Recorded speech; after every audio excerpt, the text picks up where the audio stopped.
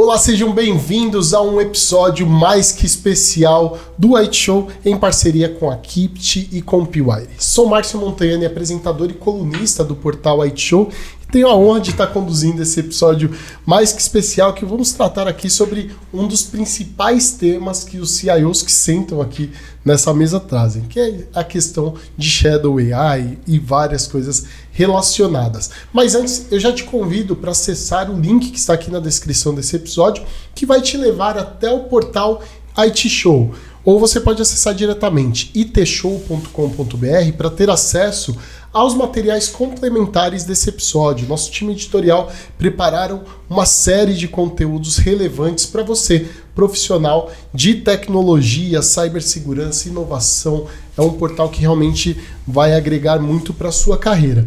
Quero agradecer aqui pela presença, disponibilidade de todos e abrir para as apresentações iniciais, começando pelo nosso convidado Daniel. Por favor, Daniel, seja bem-vindo.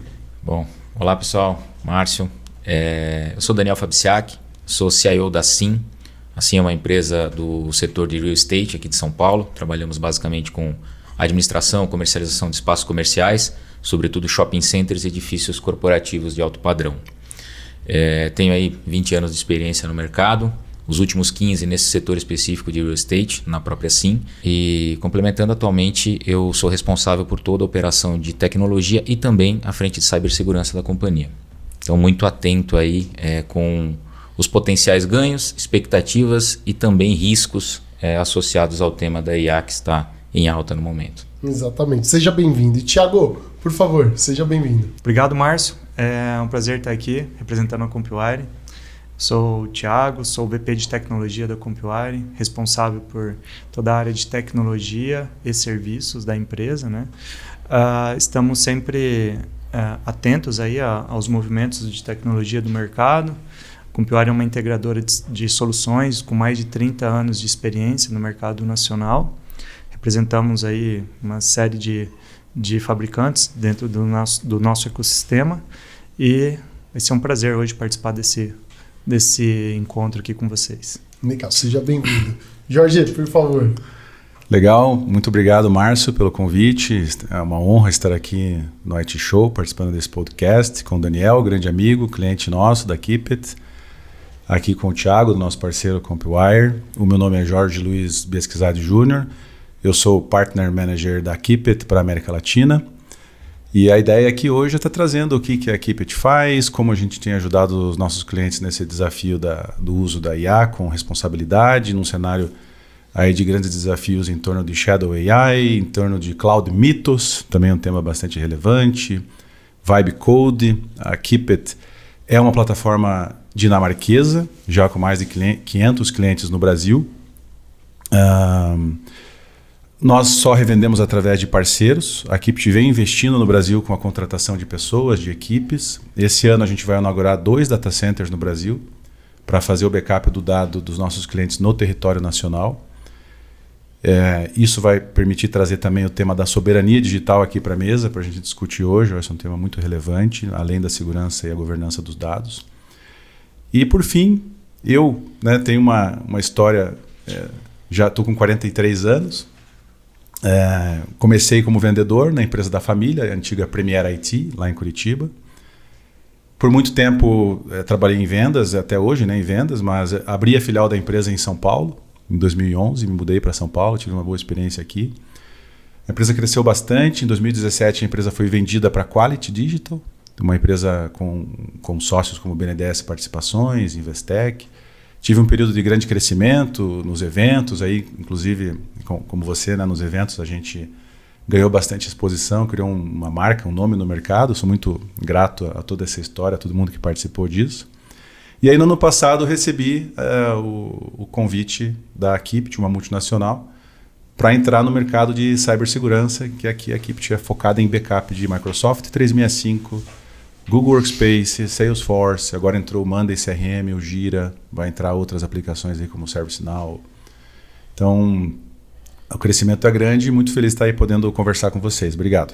Pô, muito bom. E pessoal, eu queria começar nosso papo aqui, mas antes separar em 3 camadas. A gente falar sobre implementação governança e segurança, porque isso que movimenta, acredito, as maiores dores ali, as maiores dificuldades do CIO. E eu acho que tem que começar pelo começo, né? No ponto de vista de vocês, na prática, onde nascem, né, as Shadows AIs? Né? Quais são as maiores dificuldades que o executivo tem para ele tratar na dor, dentro da experiência de vocês? É na área de negócios? É na área operacional? É uma questão de falta de cultura de inteligência artificial? Aonde nasce isso dentro da experiência de vocês nos inúmeros casos? Queria começar aqui pelo Thiago. Vamos lá. É legal essa pergunta porque é um momento que, inclusive, a própria CompuWire vive, né? E conversando com vários clientes que a CompuWire atende, a gente identifica a mesma questão, né? Onde nasce? Onde que está o cordão umbilical ali, né? Eu falo que hoje está, assim, qualquer usuário é passível de fomentar uma Shadow AI, né? Desde que ele tenha acesso a uma internet e a sua própria rede corporativa. O experimento dessas plataformas de IA, ela vem trazendo assim, uma série de questões, né? Principalmente ligado à segurança, ligado à própria governança e todos esses pilares que a gente vai abordar aqui hoje. Hoje, para mim, é onde nasce mesmo no desktop do usuário, muito ligado à curiosidade dele. Então, ele vai começar a experimentar plataformas e vai provocar o que a gente chama de Shadow AI. E, Daniel, dentro dos grupos, né, dos amigos, experiência própria, como que você consegue mitigar, ou pelo menos diminuir, né, essa curiosidade? É com programas de conscientização? O que você tem como experiência? Legal. Eu acho que complementando, né, essa fala inicial, também concordo que nasce principalmente pela área operacional, né, pelo pessoal da operação da companhia. E não é nem por uma má fé ou alguma coisa do gênero, é justamente, eu diria até mais do que curiosidade, muitas vezes por necessidade. Todo mundo quer ganhar eficiência, quer ser mais produtivo, quer entregar o seu resultado com mais qualidade, quer trabalhar mais e melhor. E a IA trouxe aí uma característica diferente de outras ferramentas, que foi uma popularização muito grande. Então hoje isso chegou de maneira fácil, intuitiva e acessível para todo mundo. Todo mundo tem na palma da mão, no celular, consegue interagir diretamente ali com a tecnologia sem precisar de uma interface de TI no meio do caminho. A coisa ficou muito mais fácil. Então naturalmente isso acaba nascendo involuntariamente aí na operação por necessidade de cada um e de tentar ser mais produtivo. A questão de mitigar, eu particularmente acredito que realmente ela passa muito por definição aí de regras de uso, de boas práticas, de conscientização, de política, de treinamento constante, de capacitação dos colaboradores. Existe aí a frente de você trabalhar com bloqueios, com restrições, de você fechar, não permitir. É uma linha que o mercado pratica em algumas empresas. Mas eu particularmente acho que isso eu chamo de ilusão de controle. Tudo bem que por mais fechado que seja o seu ambiente, você vai diminuir bastante o uso, mas você não pode garantir que você eliminou.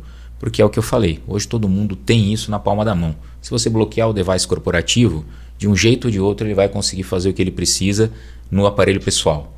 Então é melhor definir limites, definir regras, uso consciente, penalidades, o que pode fazer, o que não pode fazer, e divulgar, treinar e disseminar essa cultura na companhia para que seja usado da melhor forma. Acho que bloquear nunca é o melhor caminho.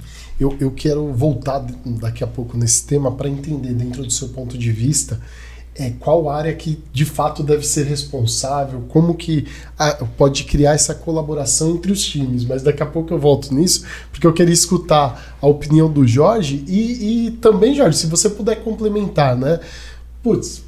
Houve um vazamento de dados, a empresa descobriu que dados estratégicos foram inseridos ali em IAs não homologadas, né, que não passaram por esse processo que você comentou. Qual é a maior dificuldade, né, conter o risco, você recuperar dado original? Eu queria escutar a sua opinião sobre isso. A maior brecha sempre vai ser a pessoa. A pessoa mal intencionada, ela pode mal intencionalmente vazar um dado. mal intencionada e mal treinada? Ou... Os dois, mas principalmente a mal intencionada. Eu acho que assim, a ignorância é uma bênção, já tem aquela frase, né? Então, muitos dos usuários hoje em dia, eu vejo nas empresas, não sabem, não têm ideia de que quando ele prompta um arquivo, faz um download de um SharePoint, de um e-mail, e prompta lá para o ChatGPT ou para qualquer outra IA, ele está mandando esse prompt lá para fora, para um servidor externo que vai ser usado legalmente por eles para enriquecer a base deles. E ele não tem ideia de que esse prompt pode cair num outro site e ser capturado por um prompt injection. Ele não tem ideia que ele pode ser invadido. Então, o primeiro ponto eu acho que é a questão da ignorância do usuário e não saber o risco que é promptar informações da empresa. E quanto que isso gera brecha de forma não treinada, né?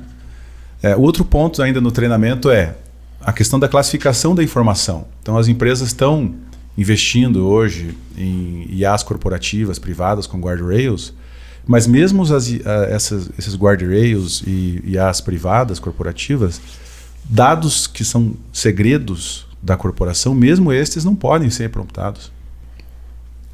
Aqueles que são confidenciais até podem ainda ser promptados de forma anonimizada, então a pessoa tem que saber anonimizar, né? E os dados públicos, obviamente, que estão lá no site, que já estão na internet, tudo bem, você pode usar o prompt, né?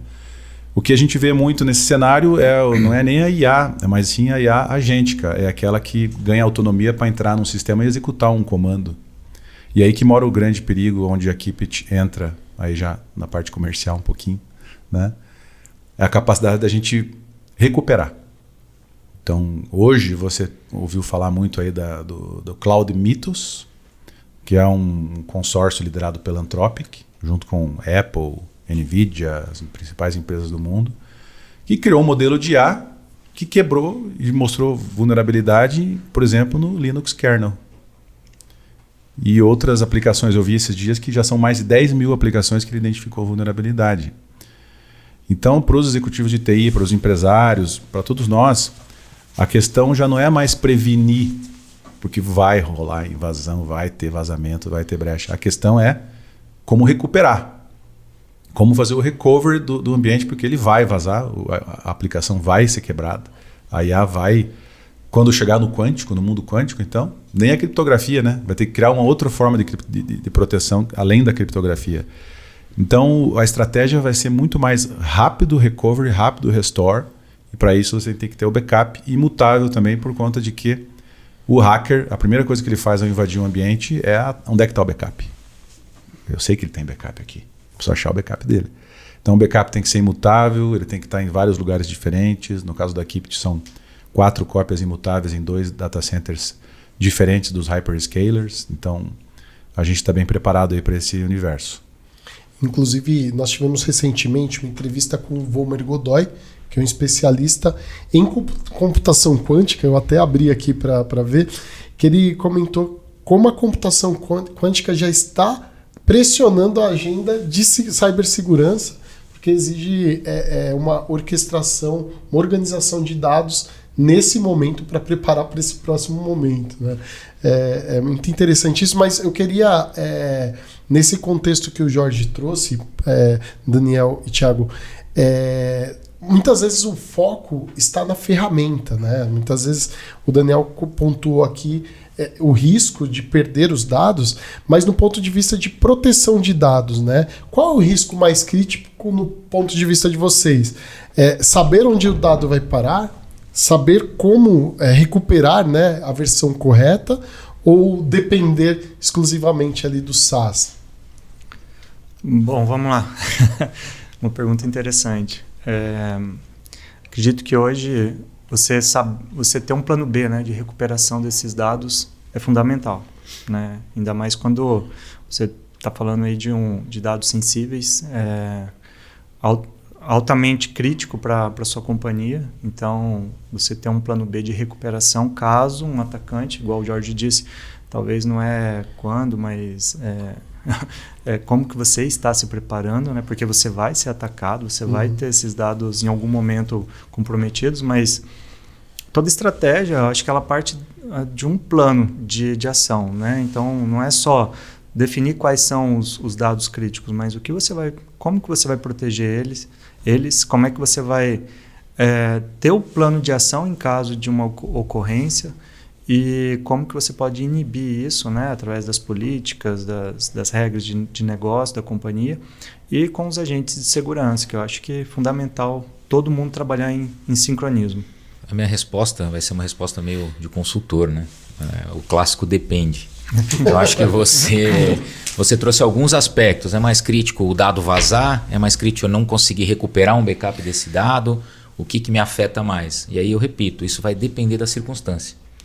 Em eventual caso de uso, de repente, eu perdi uma parte de um banco de dados com informações pessoais sensíveis. Se eu não conseguir restaurar essa informação, eu vou ter algum incômodo, algum desconforto na operação, mas a minha operação ela não vai parar. Mas eu provavelmente vou ser autuado e vou receber uma bela multa da NPD. Então, nesse caso, para mim, o dado vazar é mais crítico do que eu não conseguir recuperá-lo. Agora, um outro cenário. De repente, eu estou lá trabalhando, tenho o meu RP, tenho aí um agente autônomo com acesso para fazer operações dentro do nosso sistema de RP. Por algum motivo, por alguma falha, por alguma ingestão de código, seja lá qual for a causa, esse agente vai lá e faz alguma ação que corrompe, adultera ou inutiliza, digamos assim, o meu histórico de faturamento do mês. Nesse caso, é uma situação extremamente crítica eu não ter a capacidade de recuperar isso. Porque como que eu vou faturar, como que eu vou saber quem está me devendo, como que eu vou conseguir recuperar essa receita se eu não tiver condições de restaurar o estado normal, né, o estado correto da informação daquele sistema. Então, vou muito nessa linha. Acho que depende do caso de uso. Todas são críticas a depender do negócio e da situação específica. Temos que olhar todas as frentes. Inclusive, tivemos uma notícia recentemente que uma IA, até nós colocamos aqui como base, e está na descrição aqui desse episódio, o link para essa matéria, que mostra que uma ferramenta utilizava ali um cursor alimentado pelo CloudOps 4.6, na tentativa de solucionar um problema, acabou deletando uma base, né? O ponto que chegamos.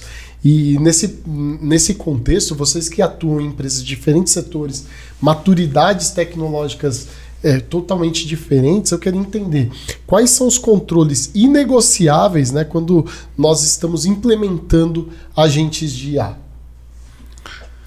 O primeiro ponto são definir os guardrails e as regras básicas de comportamento. Por exemplo, nesse caso do cursor, que foi que ele deletou a documentação do ambiente, toda a aplicação, foi porque não foi definido o guardrail correto. No caso do que o Daniel comentou das planilhas, hoje em dia tem agentes de IA alterando planilhas dentro do SharePoint, do OneDrive. O ponto é, se a empresa não tem o backup imutável desse dado com um snapshot, ou seja, você fazer o backup de acordo com o tempo em que ele foi produzido, você não consegue encontrar mais a origem do dado que a IA usou como matéria-prima para construir essa aplicação no cursor, ou essa nova planilha lá financeira, ou se ele pegou a planilha de salários do RH. Ou até, estava lembrando aqui enquanto você falava, Daniel, teve um caso que ficou famoso em 2022 de uma companhia aérea que criou uma IA generativa para suportar os clientes, e teve um cliente que foi lá e conseguiu enganar a IA no prompt para ela fazer o reembolso. E aí ele aprovou um reembolso fora da política. Ele conseguiu no prompt enganar a IA. Né, como é que se diz? Desviar ela, alucinar ela de uma forma, enganar ela, né? Então, ela aprovou o reembolso dele. E por conta disso, a companhia aérea teve que aprovar o reembolso de um monte de outros passageiros. Então, como é que a companhia aérea poderia se defender se ela tivesse o backup imutável da origem do dado, que era a política original? A partir de um dado backupeado e controlado de forma imutável. Então, voltando para a tua pergunta aqui, eu não sou especialista em desenvolvimento de agentes de IA, estou no processo de aprendizado também, mas com certeza o guardrail e a questão de você limitar as deleções dela, os acessos dela é fundamental. Só para concluir, Muitos aqui já estão usando esse ano o Claudê, que explodiu aí em fevereiro. É muito fácil, aparece para você lá, integre com o seu Gmail. É só apertar aqui, integrou com o seu, você deu o teu e-mail inteiro para ele deletar. Se, né? Pois é.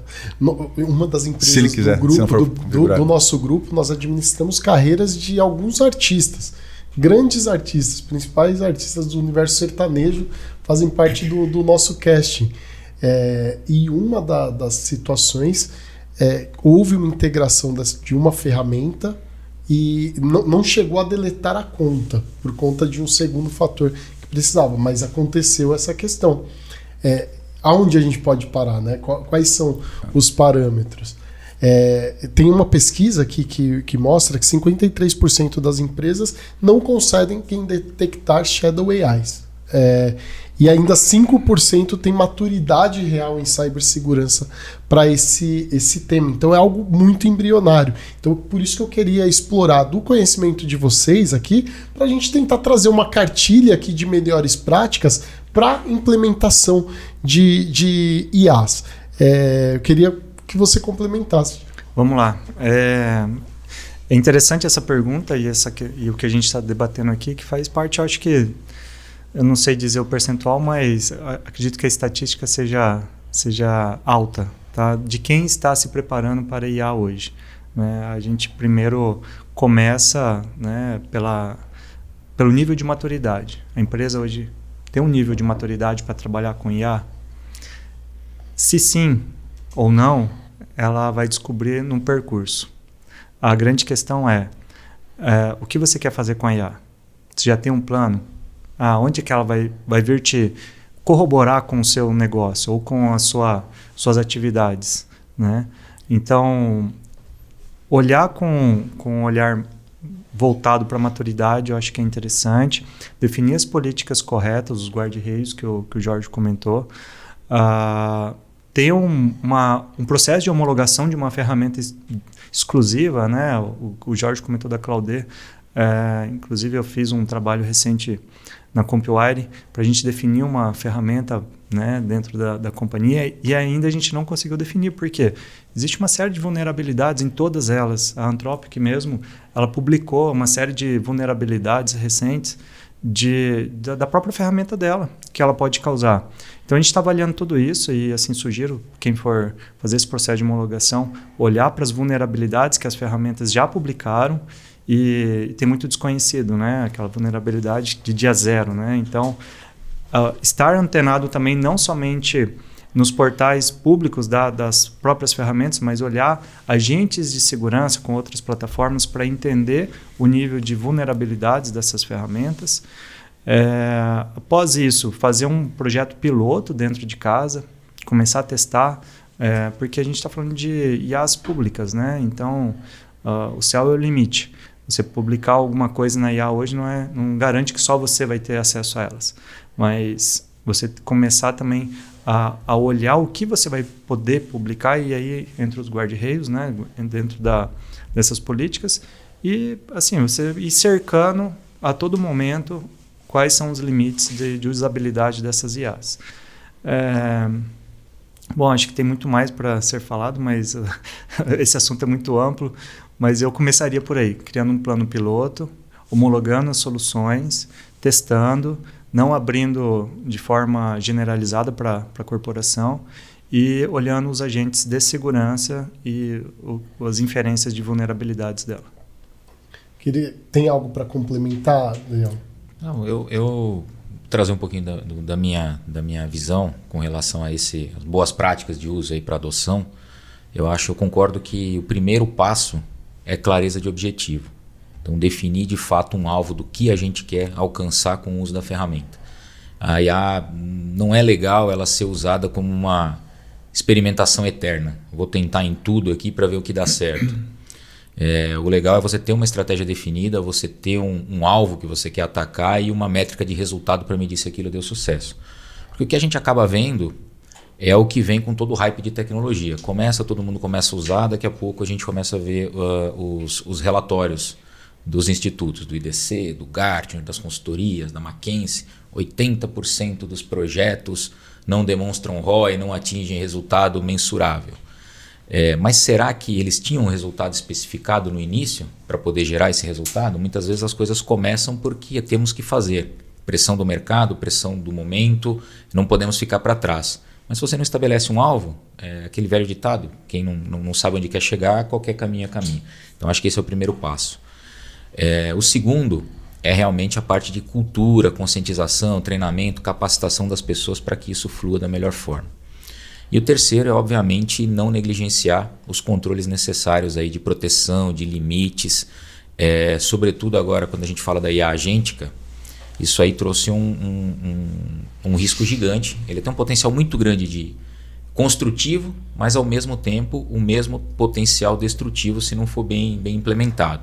Quando você tem um agente operando dentro da sua empresa, como é que você faz ali a gestão de identidade e acesso desse agente, a gestão de que nível de acesso ele vai ter, que tipo de ação ele pode tomar dentro do ambiente, quais são os limites. Você vai ter alguma ferramenta que orquestra isso, que define aí os limites de ação de cada agente, para que ele não tenha um acesso irrestrito e acabe lá deletando a produção e o backup, como aconteceu no caso aqui que foi mencionado. Então, todos esses aspectos eles precisam ser avaliados. Mas eu acho que, inicialmente, objetivo claro e cultura de pessoas é muito importante. Legal, e nós falamos aqui do cenário ideal, tema muito amplo, por isso que eu convido você para conferir dentro do portal IT Show as matérias complementares desse episódio, porque nós entramos de uma forma mais profunda, obviamente, utilizando do conhecimento de vocês. Mas eu queria trazer a experiência de vocês naqueles casos de insucessos, né? Porque vocês muitas vezes chegam nos projetos que deram errado para resolver, né? E nesse ponto de vista, aonde as empresas mais erram? É na escolha de tecnologia, é na falta de utilização de metodologias, porque existem inúmeras metodologias que muitas vezes não são aplicadas, né? É na falsa sensação de que o provedor SaaS já vai resolver todas as questões de segurança. Enfim, aonde estão os maiores erros? Eu vou primeiro fazer um gancho com a última pergunta para linkar nessa, tá? Então, o que a gente vê no mercado? Uma grande corrida da IA entre os grandes hyperscalers e as grandes plataformas. Então vamos pegar, por exemplo, o Microsoft 365 e o Google Workspace. Hoje, as empresas ou usam o Microsoft 365 ou o Google Workspace. Quando você tem esses dados de forma mais estruturada e governada nessas plataformas, fica mais fácil você criar os guardrails e a IA gera mais valor quando ela tem contexto dentro desses ambientes. Então, não só o Google, mas também o Salesforce e outras aplicações SaaS populares trazem essa possibilidade de gerar mais valor para o negócio. Tanto é que muito se falou no mercado esse ano sobre o fim do SaaS e o início do IaaS, que é a inteligência artificial como serviço. Só que todo mundo esquece que, nessas conversas, de que a base de consulta ainda continua sendo o SaaS, que é lá onde está o dado higienizado, governado, estruturado. Eu vi esses dias, inclusive, que a TOTUS começou a lançar um produto chamado de Task as a Service, porque é possível, é um tipo de IaaS, na verdade, né? É uma IA agêntica entregando tarefas como serviço. Por que isso é possível? Porque tem uma base governada de dados. Então, a partir do momento em que você tem os dados higienizados ali e extrai mais valor da IA, você consegue entregar mais resultado para a organização e para a empresa. Então, o que eu vejo de projetos que falham, aí seguindo na pergunta, é que as áreas de negócio têm uma ânsia muito grande de trazer para o negócio a IA, com várias ideias. O Vibe Code veio para acelerar muito isso. Tenho visto empresas fazendo hackathons de Vibe Code, onde você pega ferramentas como Lovable, Base 44, Replit, chama a galera das áreas de negócio e vamos idear. Que aí o cara escreve lá, quero um aplicativo que faça matchmaking de reuniões e tal. Quero um aplicativo que marque, enfim, crie eventos. Ele vai lá e cria. Então essa ideação do Vibe Code fez explodir uma necessidade, uma pressão muito grande dos conselhos e das áreas de negócio em cima das áreas de delivery que sempre foram tecnologia, né? Então acho que o grande erro que eu vi as empresas fazerem nesses anos, desde a explosão da IA generativa, é essa tentativa de ser muito, como é que eu posso dizer, muita energia gasta em cima de treinamento teórico e pouca energia e investimento em cima de entender o que o negócio precisa. Então, eu acho que o Vibe Code chegou para traduzir o que o negócio precisa num MVP, e agora, a partir disso, a gente vai linkar esses MVPs dentro de uma base governada, que aí você entra as plataformas 365, né, Google Workspace, Salesforce. Eu acho que está chegando esse momento de realmente aceleração. Tanto é verdade que a gente ouve os layoffs aí, né, em função da IA acontecendo. Eu lido com muitos parceiros de serviços de TI, eu ouço eles reclamando e, pô, tá difícil, o mercado de serviços deu uma desacelerada. Pô, porque hoje em dia, veja, antes ele precisava de 10 recursos alocados para entregar aquele serviço, ou 10 atendentes de nível 1 para atender 100 mil chamados. Agora não precisa mais. Então mudou o contexto, mudou o cenário, e vai, acho que, se sobressair quem conseguir se adaptar mais entender isso, se adaptar. Tem um ponto interessante também, né? Que quando a gente olha para o cenário de infraestrutura, né? O que vem acontecendo aí no mercado, a explosão de preço dos componentes, né? Trazendo um pouquinho dessa parte da infraestrutura. Tudo isso, quando você está buscando uma adoção de uma tecnologia, de uma plataforma de IA, você pode perceber que agora está existindo um conceito de token, né? Então, para você limitar a utilização dessas plataformas, porque realmente o boom de preço dessas plataformas assim, aumentou muito, principalmente ligado à infraestrutura. E aí, quando você traz a adoção, né? Qual solução que eu vou escolher? É bom avaliar também a questão do valor, né? De como que ela é comercializada e como que ela é feita a parte de dimensionamento da usabilidade dessas ferramentas. Porque você pode escolher a melhor ferramenta hoje, melhor plataforma hoje do mercado, mas você não tem bolso para manter ela dentro da companhia, né? E nós vimos isso acontecer recentemente com a movimentação de muitas empresas naquele hype de cloud, movimentando toda a infraestrutura. Exato. E hoje muitas empresas querendo retomar por uma falta de dados, exato. Vocês conseguem enxergar um relacionamento entre esses momentos, Daniel? Sim. Bom, vou falar agora. Eu estava realmente esperando o momento de falar justamente para abordar essa visão. Eu acho que, como foi falado, primeira coisa, né, para uma adoção correta, ter um objetivo claro. Algumas armadilhas que a gente precisa evitar. A questão do vibe coding que o Jorge comentou, eu acho que esse é o ponto crítico.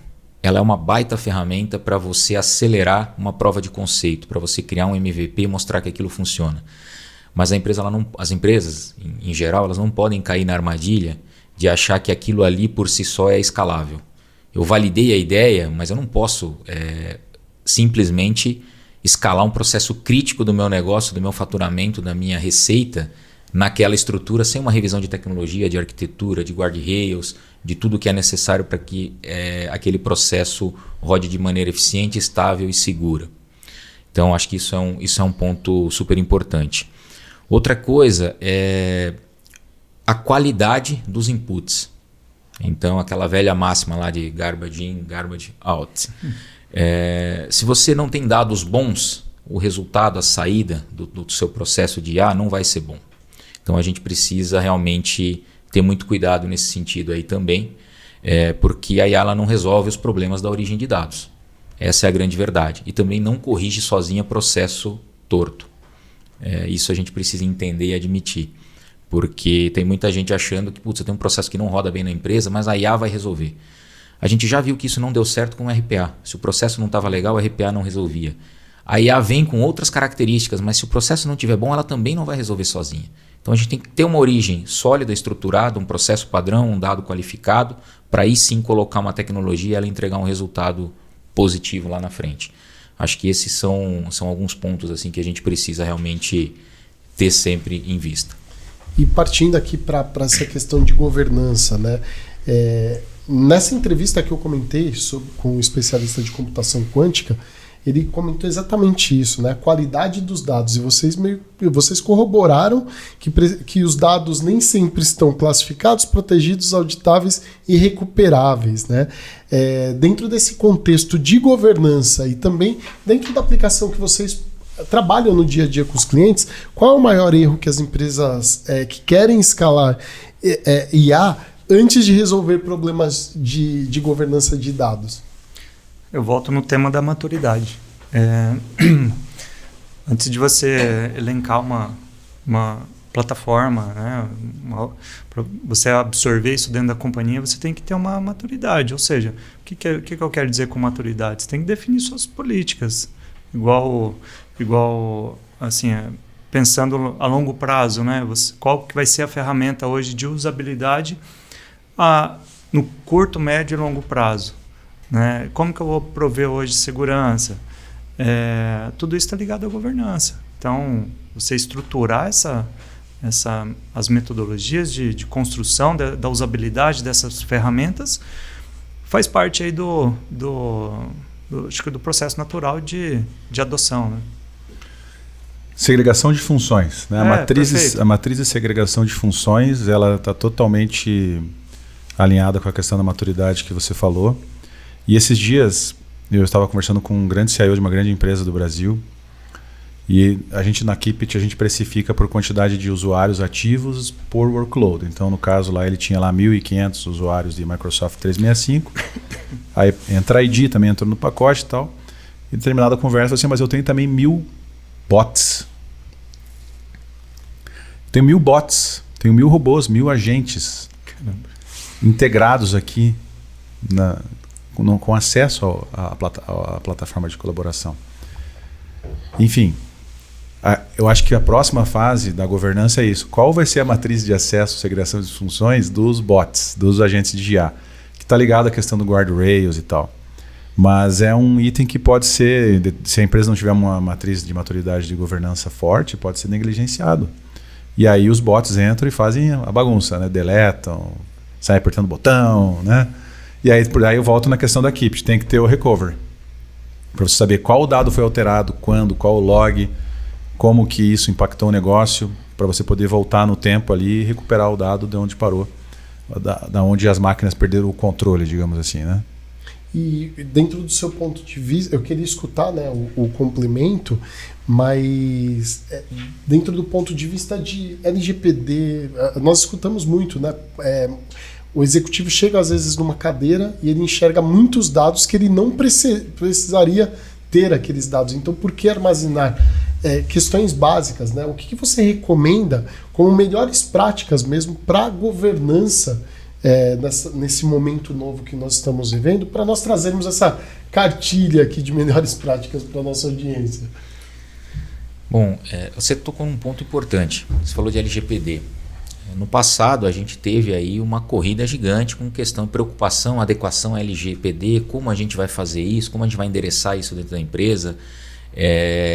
E o tempo mostrou que a melhor abordagem, inclusive a que a gente usa lá, eu acredito ser a melhor, é não tratar o tema de forma isolada, tem que ser um tema multidisciplinar. Então, para a gente resolver o desafio da LGPD, definir as regras, que dado pode usar, que dado não pode, qual é a base legal que suporta o eventual uso de dado, para chegar num consenso sobre isso, a gente precisou envolver várias áreas da companhia. A gente tem que ter um comitê multidisciplinar.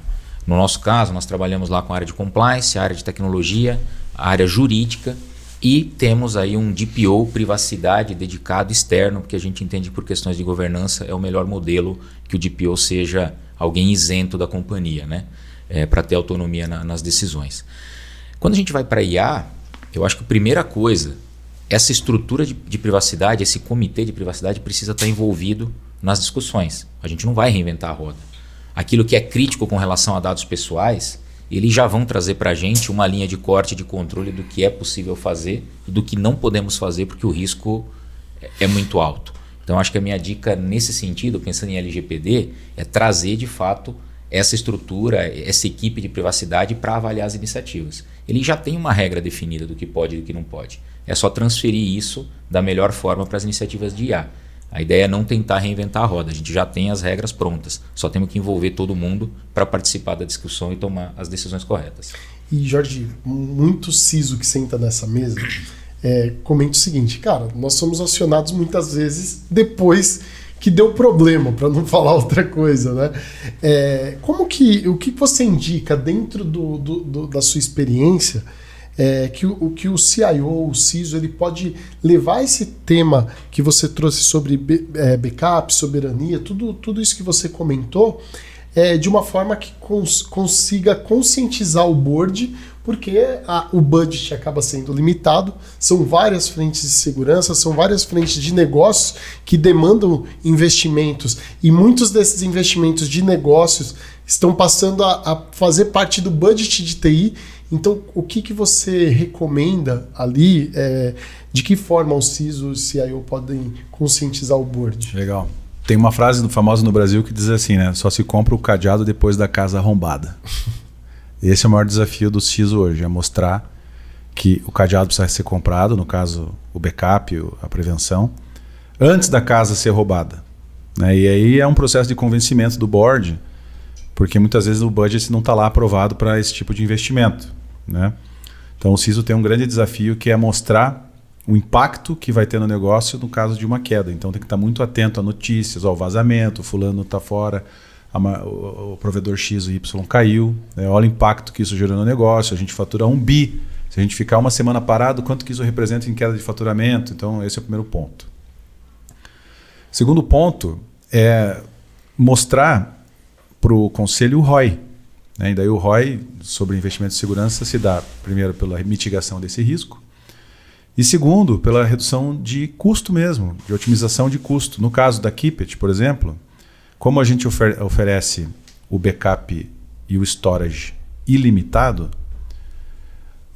o cliente, o CISO, o CIO, ele pode migrar o file server, ele pode reduzir o excedente de SharePoint, ele pode migrar todos os dados para o SharePoint e fazendo o backup na nossa nuvem, com as 4 cópias imutáveis, ele pode deletar esse excedente do SharePoint.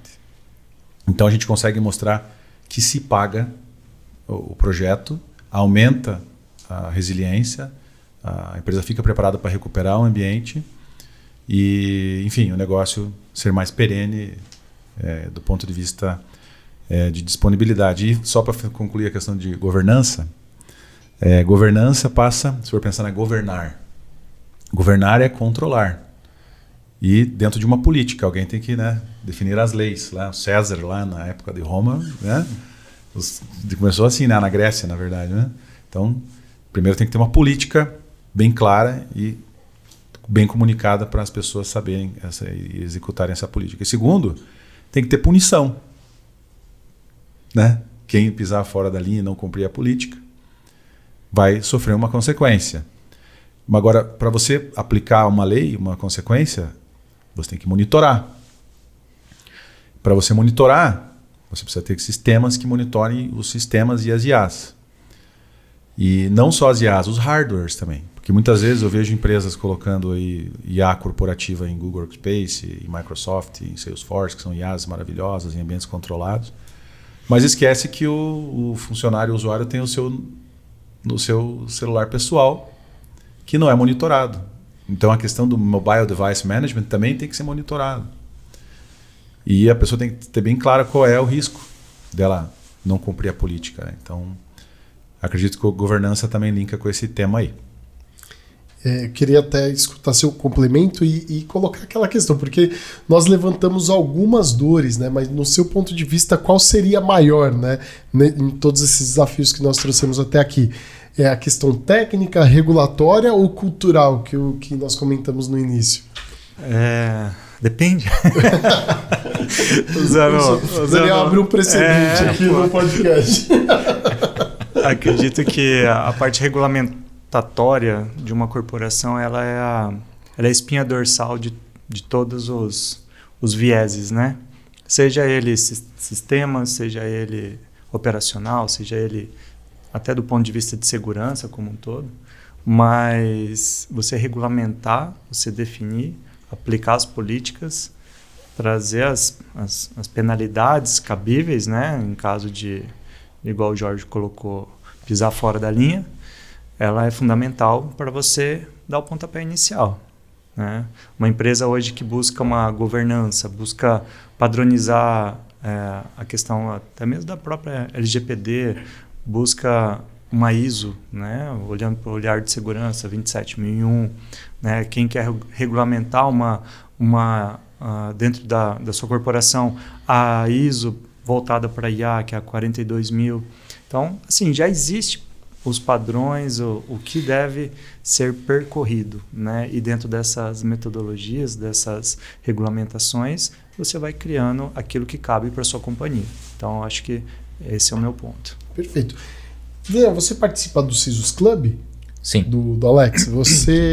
Eu acredito que você já participou daquela imersão onde ele faz uma simulação de ataque cibernético. O War Room.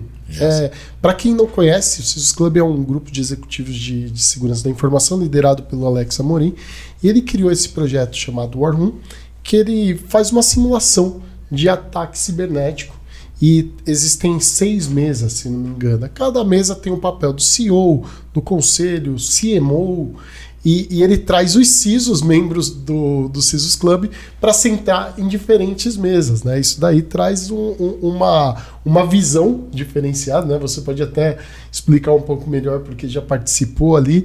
Mas, putz, se eu não passar essa informação no timing certo para o marketing, pode prejudicar tal questão. Então traz esse processo de conscientização, né?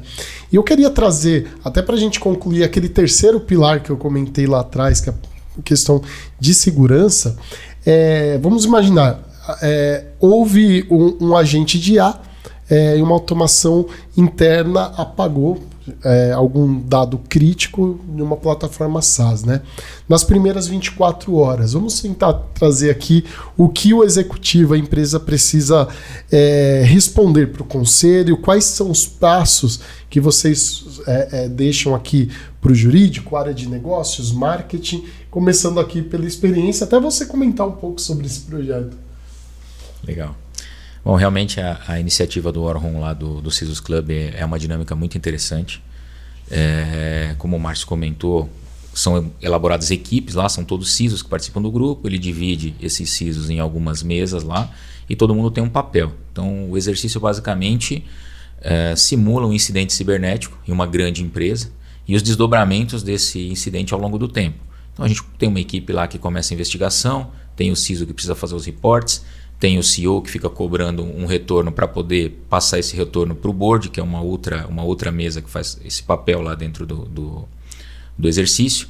Paralelamente, a gente tem as notícias na mídia evoluindo. Geralmente o IT Show. A IT Show participa lá, simulando por portais de notícia, a escalada do incidente, a repercussão na mídia, nas redes sociais, como que aquilo está tomando proporção ali fora da empresa, e tudo isso aumenta a temperatura das cobranças internas. Então, o principal ponto aqui, ele mostra para a gente, e é o que eu trago aqui de lição para uma situação como essa, a importância de você ter uma comunicação alinhada com todas as partes envolvidas. No caso do CISO, de ter um protagonismo, de realmente sair puxando quem precisa, comunicando as áreas, trazendo todo mundo para a conversa, e não ficar ali somente focado no time técnico sem levar para os demais envolvidos o status do que está acontecendo em intervalo de tempo curto, né, para que todos fiquem na mesma página. Então, na minha visibilidade, e isso é muito importante. E ainda, além disso, a questão dessas simulações tem muito a ver com a prática do dia a dia. Né?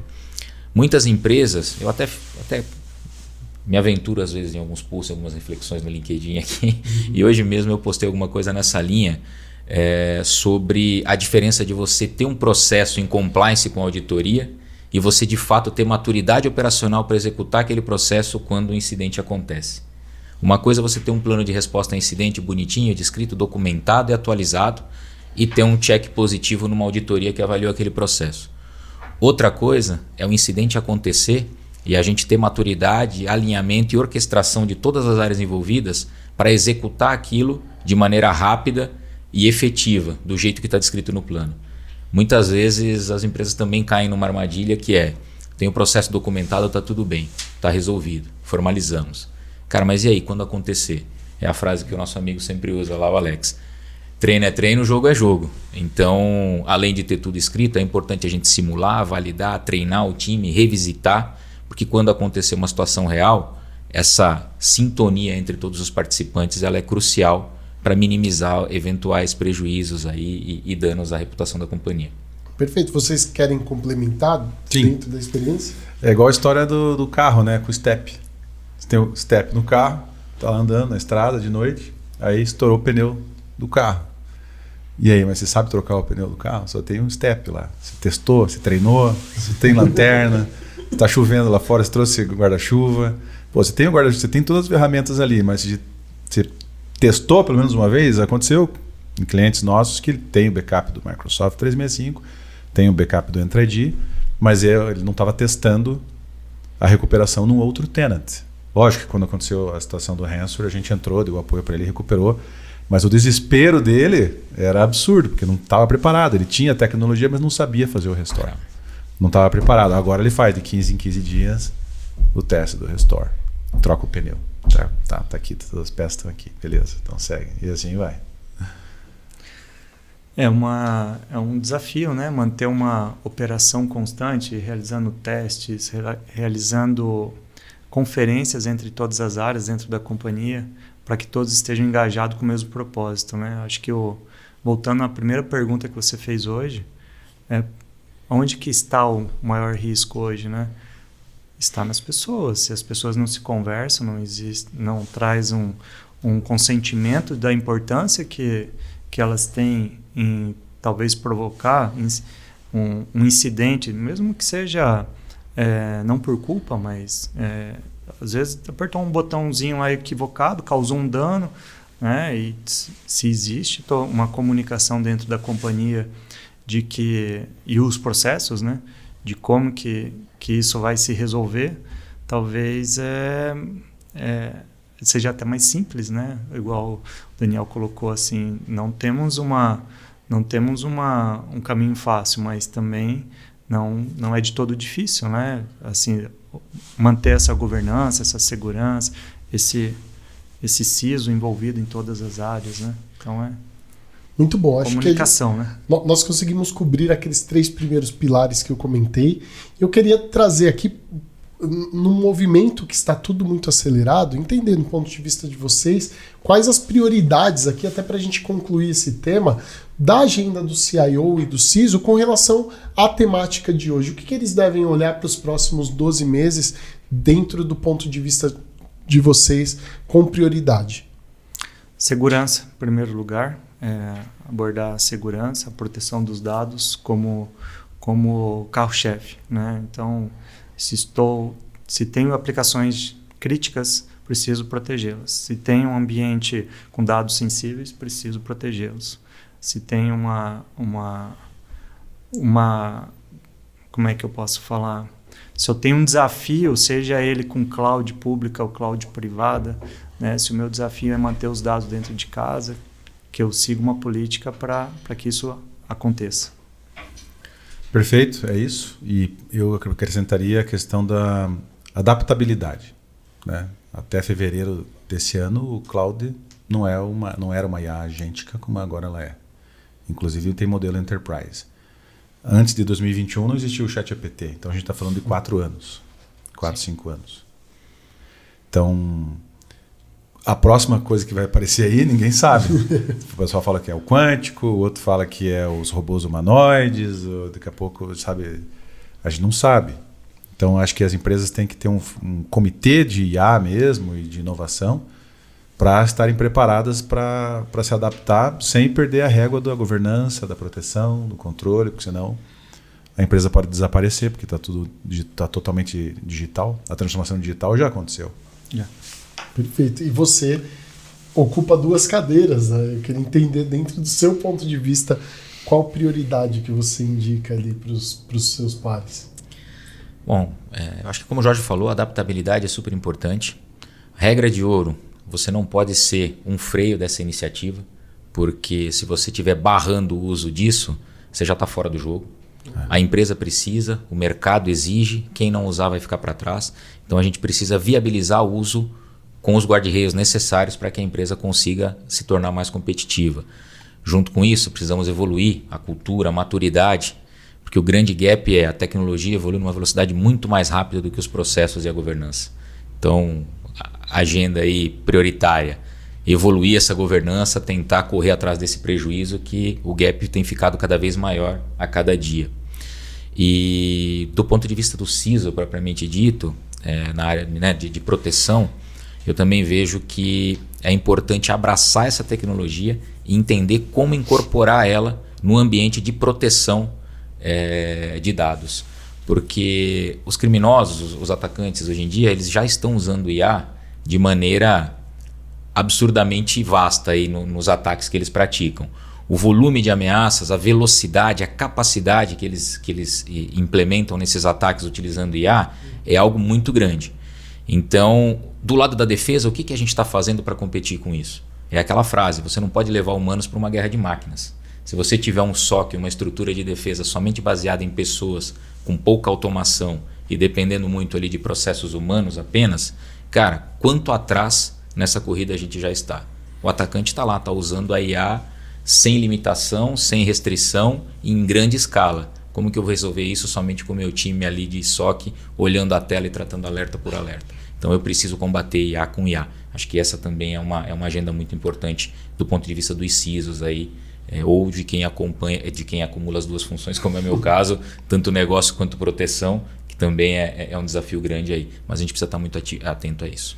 Para concluir, eu queria trazer um ponto importante que tem aparecido muito agora nas tendências, nas redes sociais, no LinkedIn, etc., a questão dos High Individuals Contributors, que são os indivíduos, os profissionais, que já são contratados com uma série de agentes de IA, então, que substituem um departamento inteiro. Então, você imagina, uma área comercial, você tem lá o SDR, você tem o pré-vendas técnico, você tem o Account Executive, você tem o Partner Manager, você tem uma série de funções. Então, esse HIC, esse High Individual Contributor, ele já traz agentes de IA preparados para fazer 80% do que essas pessoas fazem nos sistemas.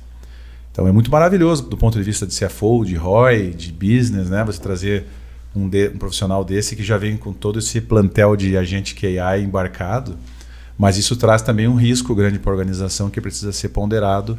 E eu tenho certeza que isso vai ser a próxima bola da vez aí nos próximos, talvez, 3 semanas ou 2 meses, não sei. Então, a gente tem que preparar para isso daí também. Muito boa, Daniel, a tua colocação também linka com esse tema. Muito legal, pessoal. Quero mais uma vez agradecer pela disponibilidade, pela parceria da Kipt CompuWire com o IT Show nesse episódio mais que especial e abrir aqui para as considerações finais. Daniel, muito obrigado. Bom, legal, Márcio. Bom, da minha parte, eu também gostaria de agradecer a todos aí pelo convite, a IT Show aqui, pela organização, parceiros aqui, Kipt, meu grande amigo Jorge aqui, que além de parceiro comercial é amigo pessoal também, Thiago. Foi uma ótima troca e espero que a gente tenha conseguido agregar e trazer bons insights para a nossa audiência aqui. Sempre bem-vindo. Jorge? Mensagem final é: prevenção é importante, mas recovery é com a Keep It. Então, vou entregar para você esse presentinho, é o nosso tag, para eu poder monitorar você, saber onde é que você está, por onde você anda. É um brinde legal da Keep It. A gente tem também aqui o nosso portfólio para marcar reuniões, apresentações. Então, a Keep It tem crescido muito no Brasil. Hoje são mais de 500 clientes atuantes aí no território nacional, são mais de 20 mil clientes no mundo. Temos grandes empresas de referência no setor privado, público, parceiros aí como a CompuWire, que tem investido na parceria, desenvolvido grandes cases conosco, estratégicos no setor público e privado. Agradecer a Daniel, que é um case, não é uma referência, um amigo. E é isso, vamos para frente. Legal, inclusive nós temos uma matéria específica falando um pouco sobre a Kipt, então está aqui no link da descrição desse episódio. E para quem quiser conhecer um pouco mais sobre a empresa, sobre as soluções, eu convido vocês para clicarem. Bom, Thiago, muito obrigado pela disponibilidade e abrir também para suas considerações. Legal, eu agradeço imensamente vocês, é um prazer estar aqui. Como eu disse no início, meu primeiro podcast, então espero fazer outros, né, a longo prazo. Igual o Jorge colocou aqui, a Compuari é uma integradora de soluções, ela, além da venda dos produtos, ela também presta consultoria, serviços, está disposta aí a entender os desafios das companhias. Daniel também, se quiser bater um papo depois, a gente está à disposição. E a Compuari está aí para contribuir com esses desafios. A gente consegue agregar um pouquinho, talvez, né? E tudo é fruto de um longo trabalho, de um longo estudo, de a gente conseguir se aproximar e fazer um bom trabalho aí durante esses 30 anos. E espero retornar aqui em breve. Muito obrigado, sempre bem-vindo. E nós também fizemos uma entrevista com o pessoal da Compuari, que está aqui no link dessa descrição. Eu agradeço você que acompanhou esse episódio. Te convido para acessar itshow.com.br para conferir todos os conteúdos complementares aos temas desse episódio e também ficar por dentro do IT Summit. O IT Summit é o principal evento do nosso calendário que vai acontecer no dia 10 de novembro aqui no WTC em São Paulo, um evento para mais de 800 executivos de TI e cibersegurança com conteúdos para sua carreira executiva. Então você pode fazer parte desse evento, então acesse itshow.com.br para saber todos os detalhes do evento. E ficamos por aqui. IT Show, seu portal de TI e cibersegurança.